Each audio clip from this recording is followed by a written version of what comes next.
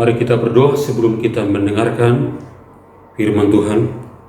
Bapa kami di surga, tiba saatnya kami akan mendengarkan firman-Mu. Kiranya Roh Kudus bekerja menguasai pikiran kami, hati kami sekalian, sehingga semua kami fokus sungguh-sungguh mendengarkan firman Tuhan dengan baik. Berbagai cara iblis, kuasa-kuasa kegelapan yang ingin mengganggu pikiran kami, konsentrasi kami, dalam nama Tuhan Yesus jauhkan bagi kami sekalian. Agar semua kami sungguh-sungguh diberkati oleh pemberitaan firman Tuhan pada hari ini. Dalam nama Yesus kami berdoa. Amin. Puji Tuhan, jemaat yang saya kasihi, dalam nama Tuhan Yesus Kristus, bagian firman Tuhan yang akan kita dengar bersama hari ini adalah dalam Galatia pasal yang kelima, ayat yang ke-22. Saya akan bacakan untuk kita sekalian. Tetapi buah roh ialah kasih, sukacita, damai sejahtera, kesabaran, kemurahan, kebaikan, kesetiaan. Bagian yang akan kita dengarkan bersama dalam ayat yang ke-22 ini adalah tentang kebaikan. Bukti orang yang sudah percaya kepada Tuhan Yesus, dalam hatinya ada keinginan untuk berbuat baik kepada orang lain.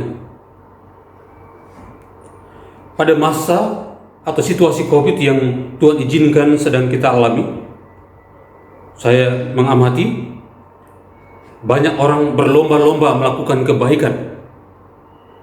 Entah itu memberikan sembako, memberi nasi bungkus, memberi uang, dan ini sangat baik. Tetapi sangat menyedihkan bagi kita kalau apa yang kita lakukan ini ternyata kita memiliki motif yang lain.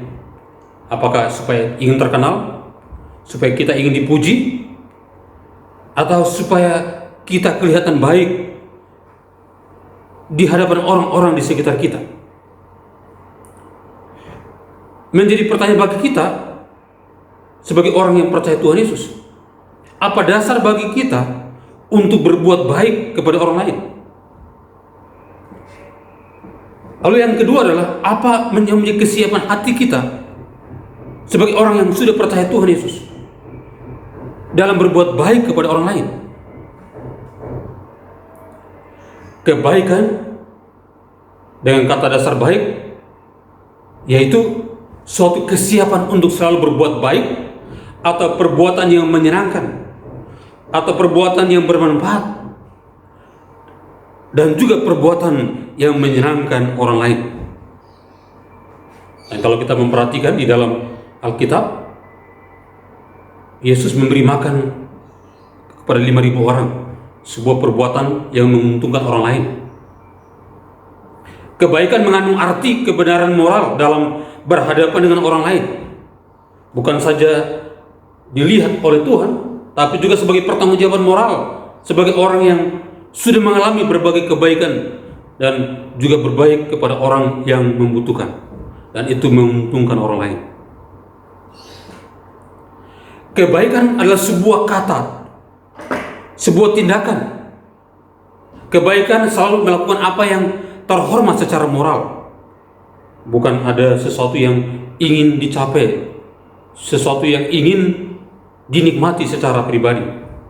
Kebaikan berasal dari kata kemurnian, motif. Apa motif kita? Apa tujuan kita? Apa rencana kita?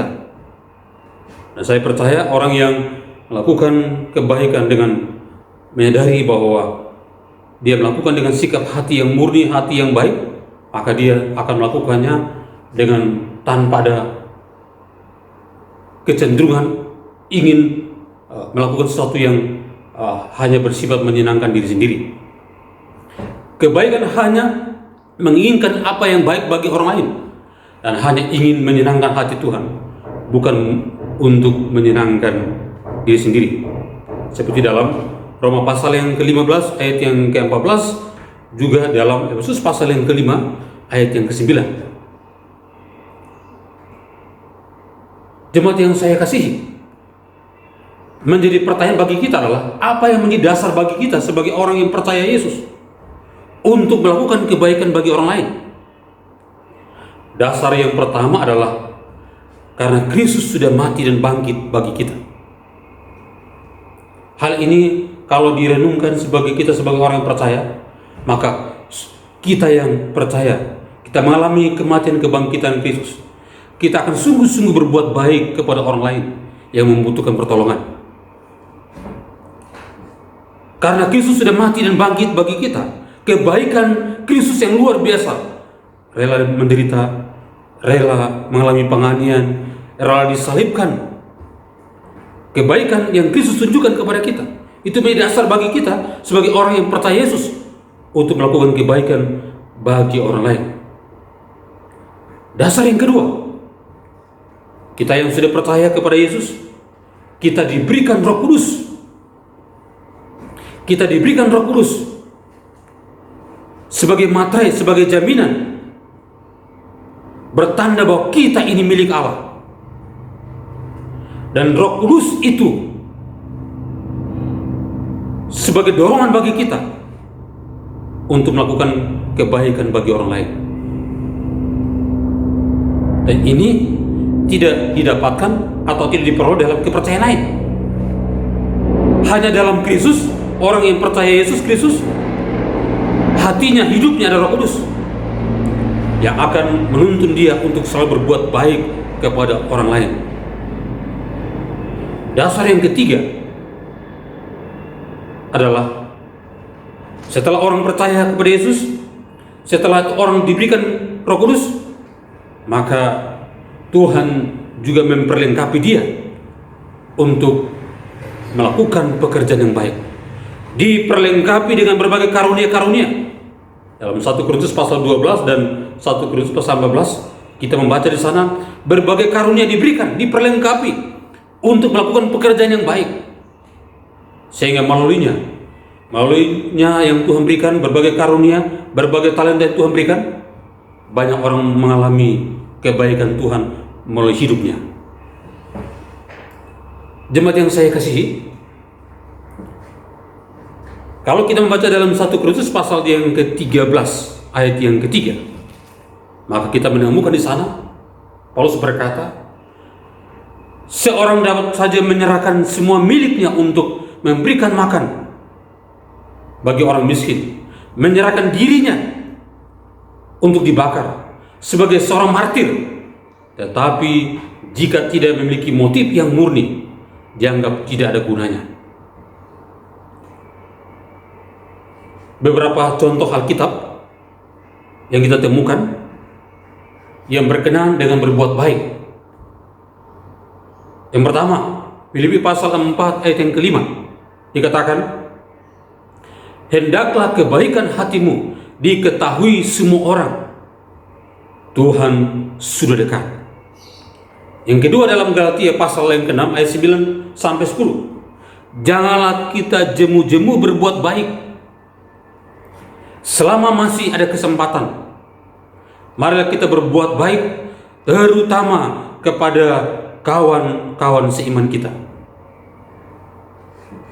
Yang ketiga, dalam Yakobus pasal yang keempat ayat yang ke-17.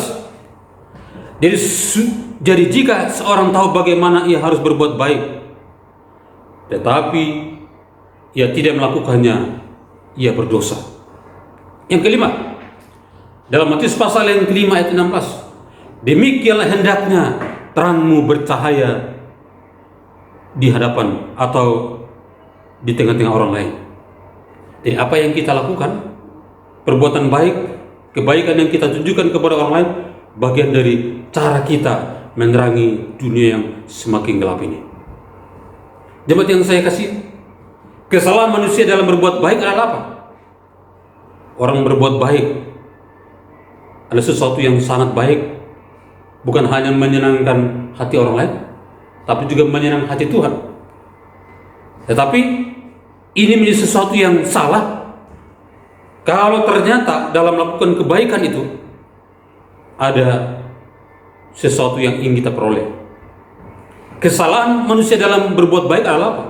Segala kebaikan yang mereka lakukan untuk meninggikan diri, ingin dipuji, ingin dihormati, ingin disanjung, dan apa yang mereka lakukan untuk orang lain bertujuan supaya mereka merasa sangat dihormati atau dijunjung tinggi dengan apa yang mereka lakukan. Tetapi sebetulnya yang benar adalah dengan 3 alasan tadi. Karena Kristus sudah mati dan bangkit. Karena Roh Kudus sudah diberikan kepada kita. Karena kita diperlengkapi dengan berbagai karunia-karunia untuk menjadi berkat bagi orang lain. Jemaat yang saya kasih, apa aplikasi untuk kita sekalian? Pertama, dalam Injil Matius pasal yang ke-10 ayat 8 bagian B berkata, kamu telah memperoleh dengan cuma-cuma, karena itu berikan pula dengan cuma-cuma. Contoh, sebagai warga gereja, kita saling menopang, kita saling mendukung, kita saling mendorong, kita saling membangun, supaya Injil terus diberitakan. Kita yang punya uang, kita memberi uang. Kita yang memiliki tenaga, kita memberikan tenaga. Kita yang Tuhan berikan berbagai kemampuan, kita berikan untuk saling menopang. Supaya apa? Supaya Injil terus diberitakan, agar melalui gereja Tuhan, melalui kita sebagai warga gereja, banyak orang boleh menjadi percaya kepada Tuhan Yesus sebagai Tuhan dan Juru Selamat secara pribadi. Aplikasi yang kedua, marilah kita berbuat baik, terutama kepada kawan-kawan seiman kita. Menjadi pertanyaan, kenapa harus didahului dengan kawan seiman? Karena tidak mungkin orang luar mengetahui kita sebagai orang yang percaya kepada Yesus, sementara kita satu gereja tidak saling peduli satu dengan yang lain. Mari kita tunjukkan kebaikan itu di orang yang dekat dengan kita, satu gereja dengan kita, supaya terang yang kita mulai dari dalam gereja boleh memancar keluar, dan orang lain melihat bahwa kebaikan Tuhan itu ternyata bukan saya dinikmati oleh gereja atau warga gereja itu, tapi juga dinikmati oleh banyak orang. Aplikasi yang ketiga, marilah kita berlomba-lomba melakukan kebaikan dengan tujuan memuliakan Kristus. Saya percaya jemaat yang saya kasih, kalau kita berlomba-lomba melakukan apa yang baik kepada orang lain untuk memuliakan Kristus, maka Tuhan pun akan memperhitungkan apa yang kita lakukan. Kebaikan yang kita dapatkan dari Tuhan bukan hanya keselamatan, tapi berbagai kebaikan, berbagai berkat yang kita peroleh secara lahiriah, kita bagikan kepada orang lain. Berlomba-lomba kita lakukan. Nama Tuhan dimuliakan, kita diberkati, hidup kita semakin sehat dengan apa yang kita lakukan untuk memuliakan namanya. Kiranya Tuhan menolong kita dan memberkati kita sekalian, sehingga kita terus berbuat baik kepada orang yang membutuhkan. Amin. Kita berdoa. Bapa dalam kerajaan surga, kami bersyukur kepadamu karena kami sudah mendengarkan firman-Mu. Kiranya Engkau materaikan dalam hati kami sekalian, sehingga kami sebagai orang yang sudah percaya kepada Engkau Yesus, kami terus berbuat baik kepada orang lain, agar melalui hidup kami nama Tuhan dimuliakan. Melalui diri kami banyak orang boleh mengucap syukur kepada Tuhan. Melalui diri kami banyak orang boleh juga berkata puji Tuhan. Terpujilah Engkau Tuhan. Dalam nama Tuhan Yesus kami sudah berdoa. Amin.